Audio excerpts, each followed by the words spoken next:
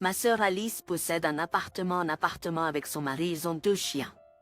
Alice a trouvé un emploi à l'étranger, donc ils déménagent là-bas. Ils ne savent pas encore quoi faire avec les 2 chiens, donc leur plan est de déménager à l'étranger et d'attendre quelques mois, jusqu'à 6, pour décider s'ils aiment ou non cet endroit ou s'ils veulent rentrer chez eux.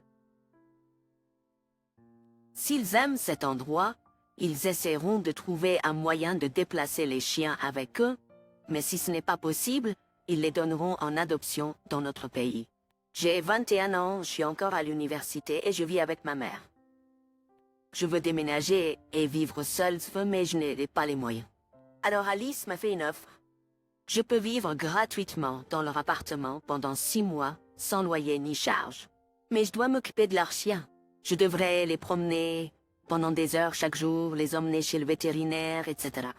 Elle a dit qu'il paierait pour tout ce qui concerne les chiens et qu'il couvrirait également les frais de garde pendant mes périodes d'examen ou si je voulais partir en vacances. J'aime son offre. Son appartement est beaucoup plus proche de mon université, mais s'occuper de 2 chiens demande beaucoup de travail, donc je pense qu'il est raisonnable de vouloir être rémunéré pour le travail que je fais. Si je n'avais pas à m'occuper des chiens, je pourrais avoir un emploi à temps partiel si je le voulais, donc je pense que je devrais être remboursé pour cela. Alice et notre mère ont dit que pouvoir vivre gratuitement dans son appartement était déjà suffisant et que je suis déraisonnable et avide d'argent.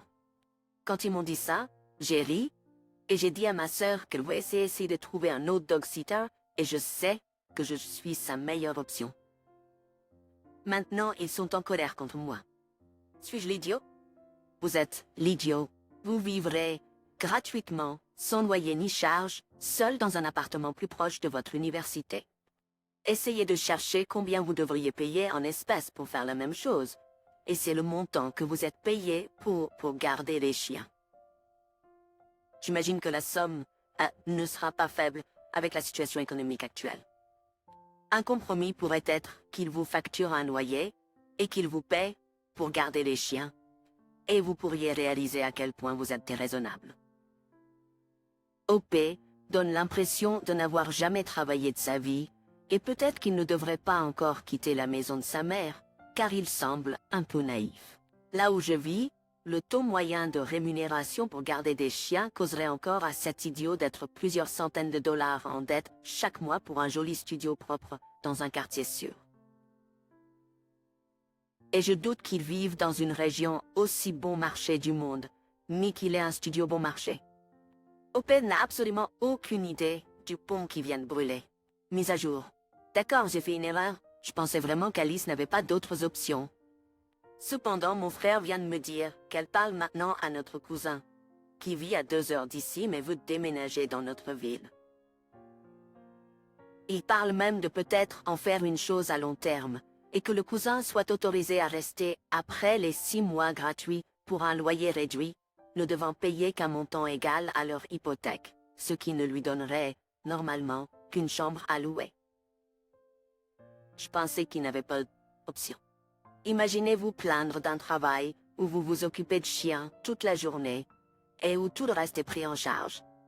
Waouh, mais Kendra, je suis content d'entendre qu'elle a enfin trouvé quelqu'un qui n'est pas égoïste et qui appréciera vraiment l'appartement. Vous avez eu ce que vous méritiez, c'est-à-dire rien.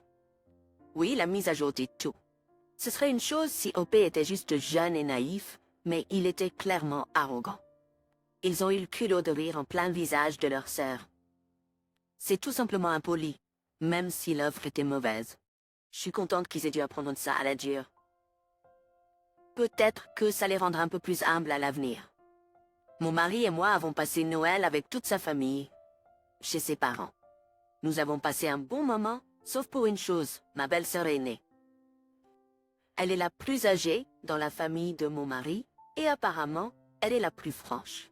Elle s'est assise à côté de moi pendant que je prenais une petite pause avec ma fille dans une autre pièce, et a commencé à parler de comment son prénom n'est pas un vrai prénom, comment Indy est complètement inventé et lui laissera 100 bonnes options en tant qu'adulte, à quel point ça sonne juvénile, et toutes sortes d'insultes.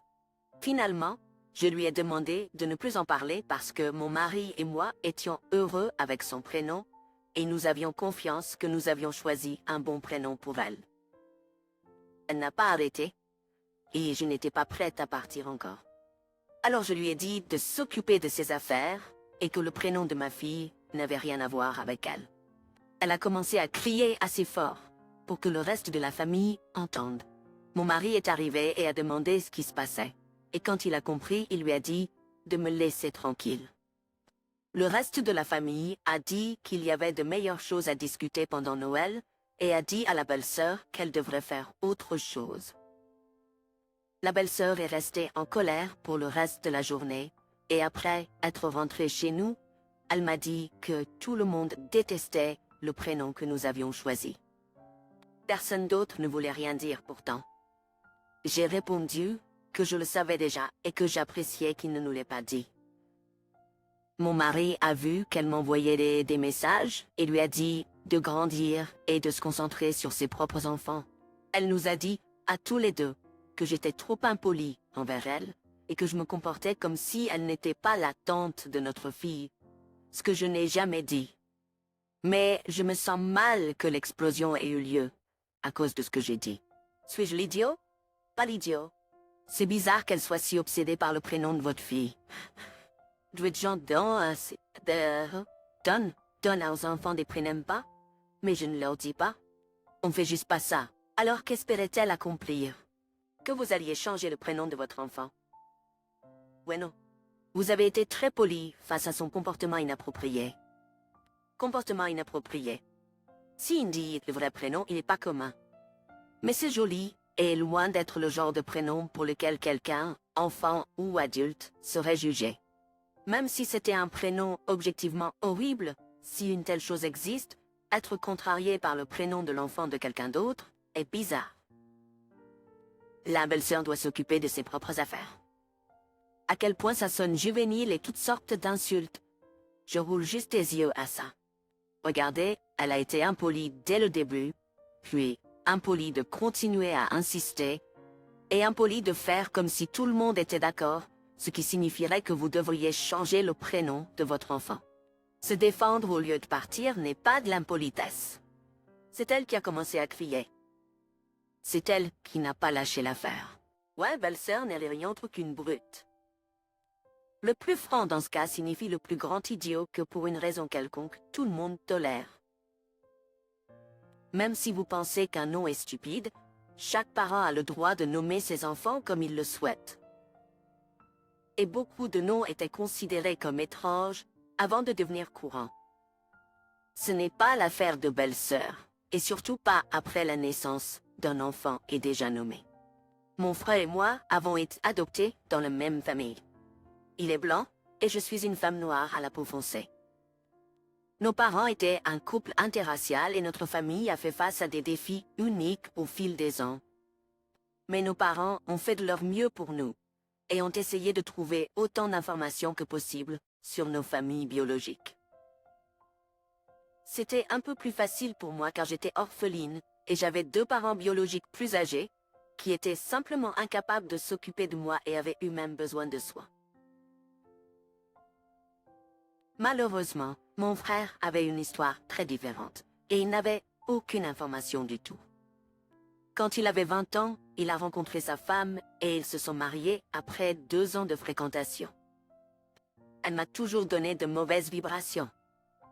Vers le moment où ils se sont fiancés, il m'a dit qu'elle ne cessait de parler de sa famille biologique et de la façon dont il devrait les retrouver avant le mariage. Je lui avais dit qu'il n'avait rien à faire.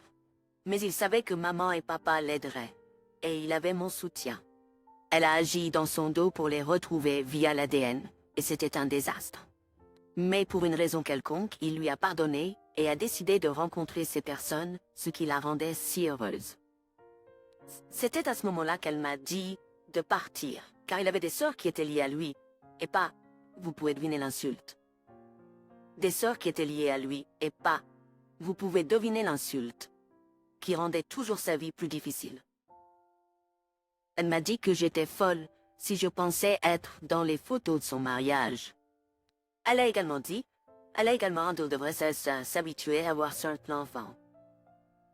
Mon frère avait déjà commencé à prendre ses distances à ce moment-là, et parce que j'étais blessée et en colère, je ne lui ai jamais dit ce qui s'était passé entre sa future femme et moi. J'ai choisi de ne pas assister à son mariage, et je sais par nos parents que la journée a été très chaotique. 6 ans sans contact se sont écoulés, puis il m'a contacté et s'est excusé d'avoir laissé quoi que ce soit nous séparer. Nous avons repris contact depuis plus d'1 an maintenant. Cela a pris du temps, mais nous allons beaucoup mieux. J'ai toujours aimé mon frère, mais j'ai été blessée par les problèmes qui ont surgi entre nous et sa femme. La famille de mon frère s'est retrouvée dans un refuge il y a quelques jours. Il a perdu son emploi après de nombreuses années et a subi une importante baisse de salaire dans son nouveau poste. En même temps, son ancien propriétaire a décidé de les expulser illégalement en changeant les serrures. Mon frère a contacté un avocat, mais le processus juridique n'est pas aussi rapide qu'il est présenté à la télévision et au cinéma, et il n'avait nulle part où aller.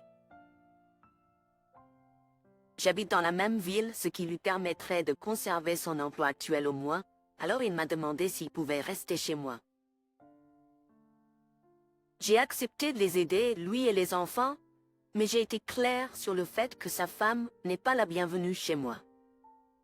Il a dit qu'il accepterait cela, ce qui m'a surpris. Sa femme est en colère. Elle m'a confrontée à propos de séparer ses enfants d'elle et comment cela serait préjudiciable pour eux de la voir lutter pendant qu'ils étaient en sécurité et à l'aise chez moi. Elle m'a traité de noms tels que mesquine, sorcière et idiote, mais c'est son commentaire sur les enfants qui m'a fait douter de moi-même. Suis-je l'idiote? Non, je ne suis pas. Elle ne peut pas m'insulter et s'attendre à ce que je prenne soin d'elle. J'aurais dit à mon frère, et je te suggère toujours de lui dire maintenant, car si elle enseigne aux enfants la même attitude, rien ne sera résolu. Tu as établi une limite, et tu devrais t'y tenir. Cette femme est terrible, et j'espère que c'est le premier pas vers le divorce de ton frère et la garde complète des enfants. Si tu ne l'as pas déjà fait, il est temps d'expliquer à ton frère ce qu'elle a dit et pourquoi tu refuses de la laisser entrer dans ta vie. Ça me brise le cœur de voir une mère séparée de ses enfants. Je suis actuellement en train de me battre pour la garde de mon enfant, et ça me fait mal de penser à être séparée de lui pour la première fois et à chaque fois après ça. Mais une bonne mère met toujours ses enfants en premier, et je ne laisserai jamais les miens souffrir si je ne pouvais pas subvenir à leurs besoins. Je pense que tu as raison, elle ne fait peut-être pas son travail de mère. En plus, c'est clairement une personne terrible. On dirait qu'elle a ce qu'elle mérite. Tu devrais être pur. Tu ne sais pas à quel point ton frère a changé. Il pourrait essayer de faire entrer sa femme en douce, ou elle pourrait constamment venir, car elle veut être près de ses enfants et de son mari s'ils emménagent avec toi. Il risque d'y avoir beaucoup de culpabilisation pour le bien des enfants. Je suis d'accord, sois prudent. Ne change pas de sans raison. Si le propriétaire était si désespéré de se débarrasser de la famille de ton frère, qu'il était prêt à risquer un procès, il y a probablement plus à l'histoire que tu ne connais pas. Prends des mesures pour te protéger toi et ta propriété. Trouve un endroit sûr pour les objets de valeur comme les bijoux et discute de la situation avec ton assurance. Ton frère était peut-être une bonne personne quand il a quitté ta vie, mais il a changé. Mais il est parti depuis longtemps, et il a peut-être beaucoup changé. Méfie-toi aussi des enfants. Ils agiront selon la manière dont ils ont été élevés, et ils pourraient ne pas être des compagnons de vie agréables ou faciles. Je, un homme de 25 ans, me suis récemment marié avec Danny, une femme de 22 ans. Dans ma culture, il est coutumier d'avoir un mariage arrangé, et Danny m'a été présenté par un ami de la famille. Sa famille est très aisée, et Danny m'a dit qu'ils avaient accepté de couvrir les frais du mariage. Danny voulait un mariage dans notre pays d'origine, et ils ont couvert la plupart des coûts. J'ai été alarmée par le coût d'un mariage à l'étranger, mais Danny m'a balayé en disant que ses parents le paieraient. Mon beau-frère, le frère de Danny, m'a dit qu'il était surpris que j'ai demandé aux parents de couvrir le mariage après coup. J'étais confus, Mais il m'a dit que les parents de Danny avaient promis à mes enfants soit un mariage payé. J'ai demandé à Annie à ce sujet, et elle s'est mise sur la défensive. Elle a dit qu'elle avait toujours rêvé d'un grand mariage depuis qu'elle était petite, et qu'elle pensait que c'était mieux qu'une maison que nous pourrions de toute façon acheter. Ah ouais, il faudrait que nous pourrons admettre que j'ai jeune pour bien rémunéré en tant que médecin. Cependant, je suis aussi diabétique et les soins de santé ne sont pas gratuits et j'ai des dettes d'études. Danny gagne moins que moi, mais elle a obtenu son emploi juste après l'obtention de son diplôme grâce à des connexions familiales. Je ne sais pas comment elle pense que nous pouvons nous permettre une maison en ce moment et nous devrons probablement louer pour les 3 ou 4 prochaines années. Une maison nous aurait vraiment aidé à économiser et je suis très agacée qu'elle ait pris cette décision sans m'en parler. Mais je ne sais pas si c'est quelque chose que je devrais laisser passer. Techniquement, c'était l'argent de ses parents, donc c'est à elle de décider où il va. Je ne suis pas idiot d'être en colère contre elle, mais je sais que je dois laisser tomber, car je suppose que le mariage a déjà eu lieu et que toutes les dépenses ont été payées. Elle connaît mon point de vue, et si je continue à en parler, cela ne fera que nuire à notre mariage à long terme. Peut-être devrais-je essayer de découvrir s'il y a d'autres accords familiaux qu'elle ne m'a pas encore partagés. Une maison plutôt qu'un mariage. Quel genre de personne gâtée et folle choisirait un mariage si on lui donnait le choix? Bonne chance, Opé. Tu as une princesse entre les mains. Je me demande si tout le monde a été honnête à propos de leurs revenus et de leurs attentes ici. Pourquoi pense-t-elle que nous pouvons nous permettre une maison si je lui ai déjà dit que nous ne le pouvons pas? Qui lui a dit ça? Donc sa famille est aisée et ils marient leur fille à quelqu'un qui ne peut pas offrir le même train de vie. Je sais pas qui a arrangé ça, mais il semble y avoir eu une mauvaise communication. Tu es l'idiot. Les parents ne t'ont pas laissé le choix. C'était son choix. Elle voulait la fête que ses parents pouvaient offrir. Pourquoi serait-ce à moi de décider? Ce serait complètement différent si nous économisions et choisissions de dépenser l'argent pour une maison plutôt qu'un mariage.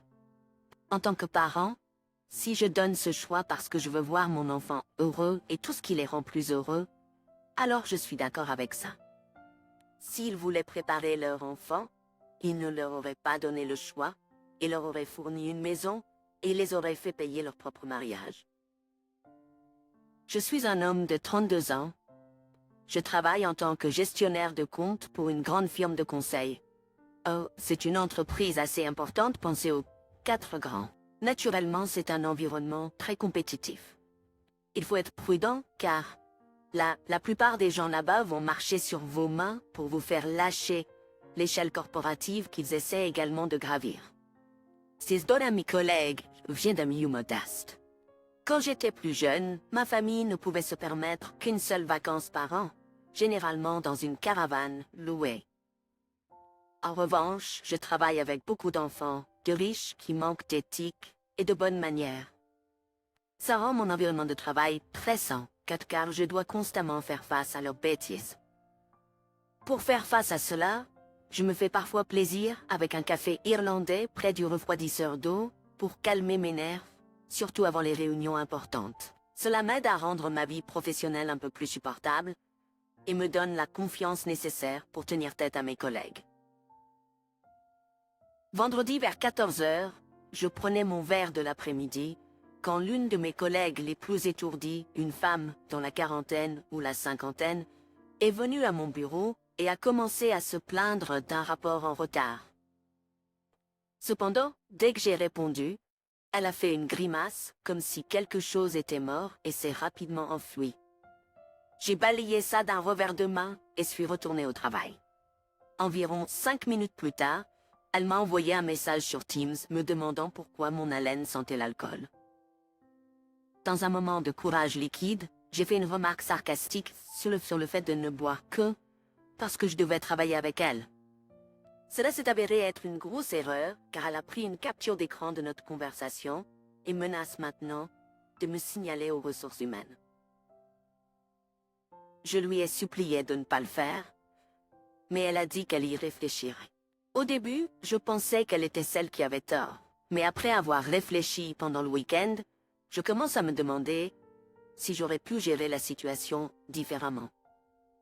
Suis-je celui qui a mal réagi à ma collègue? Je viens d'un milieu modeste et je n'ai fait qu'une seule vacance dans une caravane louée par an.